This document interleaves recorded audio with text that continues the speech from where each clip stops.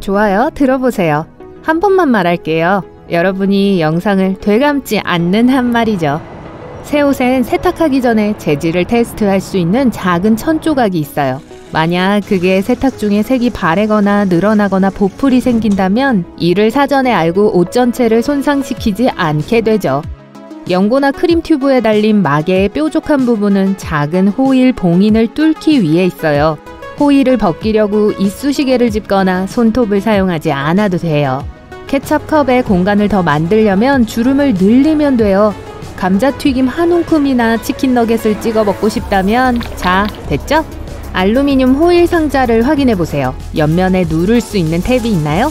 이것은 호일을 꺼낼 때 롤을 제자리에 고정시키기 위해 있어요. 이제 스테이플러를 거꾸로 뒤집어 보세요. 바닥에 있는 금속판 보이나요? 이걸 돌려 임시 스테이플러를 만들 수 있어요. 심이 밖으로 구부러져 있어서 빼내기 더 쉬워요. 물건 뒤집는 얘기가 나와서 말인데 소금통으로 하세요. 먼저 뚜껑을 닫았어야죠. 이제 소금이 사방에 뿌려졌네요. 좋아요. 이미 뒤집었으니 통 밑을 보세요. 거기 있는 자국 보이나요? 만약 다른 통을 갖고 예를 들어 후추가 든 걸로 두 통의 바닥을 서로 문지르면 힘차게 흔들지 않아도 소금이 고르게 쏟아질 거예요. 후추도 마찬가지예요. 원래 용도는 아니지만 음료캔 뚜껑을 옷걸이에 달아서 다른 옷걸이를 다시 걸어 연장할 수 있어요. 그나저나 캔 뚜껑의 구멍은 빨대를 넣어 제자리에 고정시키기 위해 있는 거예요. 포스트잇 노트는 책장을 넘기듯 옆면에서 떼내야 해요.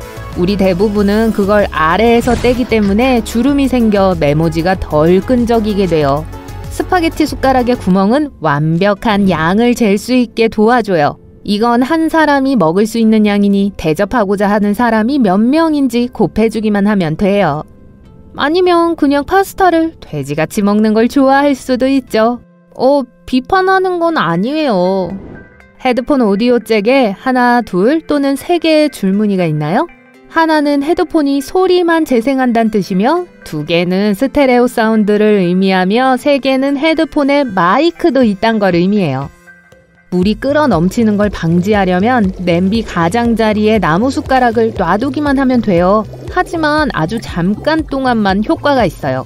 숟가락의 표면이 끓는 점까지 가열되면 거품이 그 주변으로만 생길 거예요. 그래서 금속 숟가락은 안 돼요. 너무 빨리 가열되거든요. 실리카겔 봉지는 밀폐된 공간의 습도를 최대 50% 흡수할 수 있어요. 그러니 집에서 사용해보세요. 마른 제품, 개 간식이든 빵 부스러기든 쿠키든 아무거나 하나를 용기 뚜껑에 테이프로 붙여요. 옷장 서랍에 하나씩 넣어주세요. 다만 실수로 먹지 않도록 하세요. 대부분의 사람들은 머리핀을 거꾸로 사용해요. 지그재그로 된 부분이 두피 쪽으로 가야 해요.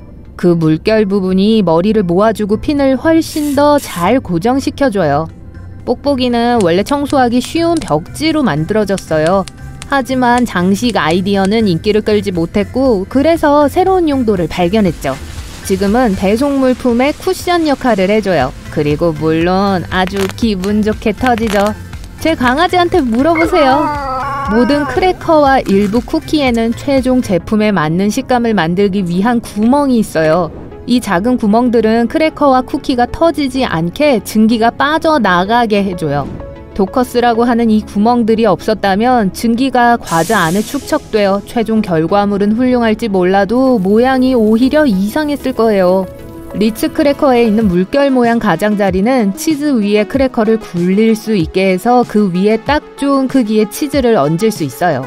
부드러운 치즈에만 효과가 있으니 파마산 치즈를 이렇게 자르려고 하지 마세요. 치즈 얘기가 나왔으니 말인데 아마도 여러분은 강판 밑에 도마나 접시를 깔고 치즈를 갈았을 거예요. 더 편리한 방법을 써보세요. 강판을 뒤집어서 옆으로 눕히세요. 이렇게 하면 최고의 치즈 조각을 얻을 수 있고 깔끔하죠. PVA 접착제는 고분자나 물과 같이 긴 분자를 포함하고 있기 때문에 병 안에 붙지 않아요. 일단 접착제를 짜내면 안에 있던 물이 증발하고 끈적끈적한 고분자만 남겨요. 초강력 접착제는 수증기에 노출될 때 굳는 특별한 화학물질 때문에 병 안에 붙지 않아요. 그래서 용기가 물이 들어오는 걸 막아주기 때문에 접착제가 엉겨붙지 않죠. 빵은 수분을 잃기 때문에 상해요. 밀가루에 물을 더해주면 질감이 바뀌고 녹말 분자가 많이 흐트러지게 돼요. 공감되네요. 그래서 빵이 갓 만들어졌을 때 부드럽고 폭신한 거예요. 하지만 식을수록 수분이 더 사라지죠. 녹말 분자는 원래의 결정화된 상태로 되돌아가요. 또 재결정화는 냉장고에서 훨씬 더 빨리 일어나요. 여러분 운동화 밑창과 심지어 자동차의 타이어도 하나의 거대한 분자예요. 이건 고무가 가황 처리되면 모든 분자가 황을 통해 연결되기 때문이에요. 그래서 하나의 아주 큰 분자로 변하죠. 청바지는 겉은 파랗고 속은 흰색인데 이건 이천을 짜는 똑똑한 방법 때문이에요. 날실은 염색된 반면 시실은 색이 없어요. 그냥 흰색이죠. 이렇게 제조업자들은 각각의 옷에 필요한 염료의 양을 줄였어요. 그나저나 대부분의 청바지는 원래 남색 계열의 짙은 푸른 염료로 염색되었기 때문에 파란 거예요. 이 염료는 면과 상호작용하는 방식 때문에 선택됐어요. 면이 가열될 때 대부분의 염료는 그냥 침투해버려요. 하지만 남색 염료는 표면에 달라붙어 있어요. 그 결과 사람들이 청바지를 빨 때마다 염료 분자가 각각의 옷에 독특한 무늬를 남기면서 옷감에서 빠져나왔죠. 오늘날 제조업자들은 합성 남색 염료를 사용해요. 바나나는 곤충을 멀리하기 위해 두꺼운 껍질을 갖고 있어요. 하지만 과일이 익을수록 얇아지죠. 일단 바나나가 익으면 껍질에서 물이 나오기 시작해요. 새와 동물들도 쉽게 얇은 껍질을 찢을 수 있죠. 대자연, 똑똑하죠? 공중 화장실은 위생적인 이유로 U자형인 경향이 있어요. 이렇게 하면 사용하고자 하는 사람은 주로 세균이 득실거리는 세라믹과의 접촉을 줄일 수 있어요. 병에 든 생수에는 유통기한이 있어요. 하지만 물 자체는 상하지 않아요. 문제는 병이에요. 플라스틱은 시간이 지남에 따라 화학물질을 방출하기 시작해서 물이 오염돼요. 이제 못 마시게 되는 거죠. 유리병 생수는 유통기한이 거의 무기한이에요. 하지만 상온의 변화 같은 기준이 바뀌어서 물속의 박테리아가 천천히 증가할 수 있으니 상할 수도 있어요.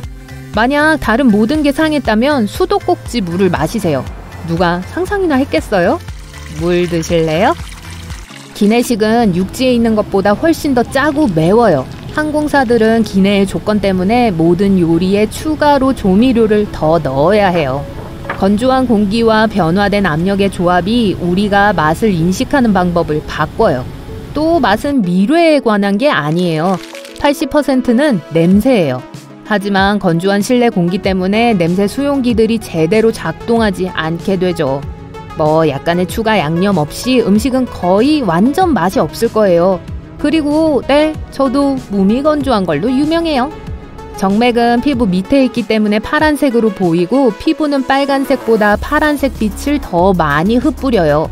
또 정맥 주변의 피부는 정맥보다 더 빨개 보이는데 대조를 더 강하게 해서 정맥을 훨씬 더 파랗게 보이게 하죠.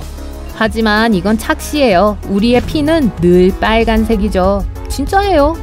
슈퍼마켓 토마토는 겉보기엔 진짜 맛있게 보이지만 맛은 싱거워요. 왜냐하면 지난 70년 동안 농부들은 다 고르게 익고 고객들에게 더 좋고 더 만족스러워 보이는 과일을 택했어요. 야생 토마토는 짙은 녹색으로 고르게 익지 않아요. 그럼에도 농부들이 재배하는 토마토는 하나의 유전자의 아주 작은 돌연변이를 갖고 있어요. 그래서 고르게 색은 띄지만 엽록체를 제대로 생산할 수 없을 거예요. 이게 광합성 과정 전체를 변화시켜 고르게 색을 띤 토마토의 세포에 당이 덜 들어있게 되죠. 그 결과 이 토마토들은 별 맛이 없는 거예요. 이 이야기의 교훈은 못난이 토마토를 사라예요. 컵라면 아래 공간은 운반 중에 면을 보호하기 위한 공간이에요. 이 기술은 미들 서스펜션이라고 해요. 이런 식으로 스티로폼 컵 안에서 더 잘 보호되고 면들이 더 균일하고 빠르게 익는데 도움이 되죠. 껌은 상쾌하게 하기 위해 발명된 게 아니에요. 원래는 고무의 대체품이었어요. 하지만 고무 실험은 실패했고 이것이 현대판 껌이 될 기회를 만들었죠. 샌드위치는 손을 깨끗하게 유지하기 위해 빵 두 조각 사이에 모든 속을 채워 넣어요. 뭐 적어도 최초의 샌드위치가 발명되었을 땐 그랬어요. 몇 세기 전? 전 그때 없었지만 샌드위치 백작 4세 존 몬테규가 주방장에게 포금하는 걸 방지하지 않고 먹을 수 있는 맛있는 걸 요리해달라고 했어요. 주방장은 이름이 뭔가 파스트라미였던 것 같은데 접시에 기름이 묻지 않게 빵에 고기와 다른 모든 재료를 싸버렸어요. 그리고 마지막으로 마르게리타 피자의 모든 재료들은 이탈리아 국기의 색을 상징해요. 바질은 초록색 줄무늬, 모짜렐라는 흰색 줄무늬, 그리고 토마토는 빨간색 줄무늬를 상징하죠. 자, 더 맛있게 먹고 싶다면 못생긴 토마토를 쓰세요.